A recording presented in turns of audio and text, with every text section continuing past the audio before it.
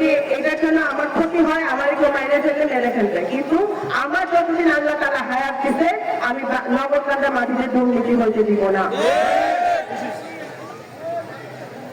আমার যারা ভাই বোনরা আছে, হিন্দু সম্প্রদায়ের মুরব্বিয়ানরা আছে, বা যে কোনো সম্প্রদায়ের হোক, মুসলমান হোক হিন্দু হোক, আপনাদের কাছে যদি কেউ টাকা চায়, সে যেই দলই হোক, পুলিশে ধরাই দিবেন।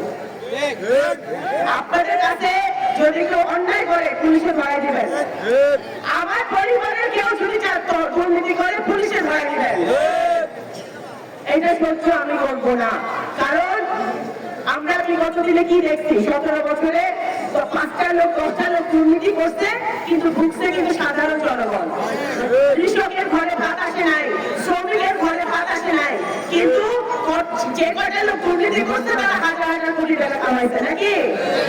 সুতরাং অল্প কয়টা লোক খারাপ কাজ করে, কিন্তু ভুগে কিন্তু আমার সব সাধারণ মানুষরা তারা কষ্টে থাকে।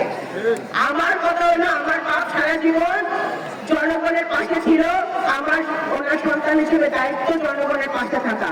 আমার বাপ যে কোনো মূল্যে মানুষের সেবা করছে, তার মৃত্যুর আগ পর্যন্ত উনি মানুষের সেবা করে গেছে, তার বিরোধী দল করে সেই লোককে সেবা করে গেছে মৃত্যুর আগেও। তো সুতরাং উনি দলমত দেখে নাই, আমিও দলমত দেখবো না।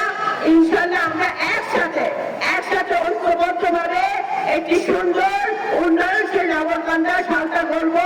কারণ আপনাদেরকে একটা কথা বলি, এখানে অনেক এমপি মন্ত্রী বিগত দিনে ছিল না? সব দলে ছিল। নগরকান্দা চিনে সারা বাংলাদেশ না, বাংলাদেশের বাইরেও মানুষ নগরকান্দাকে চিনে। ওকে ওবায়দুর রহমানের নগরকান্দা, ওবায়দুর রহমানের নগরকান্দা।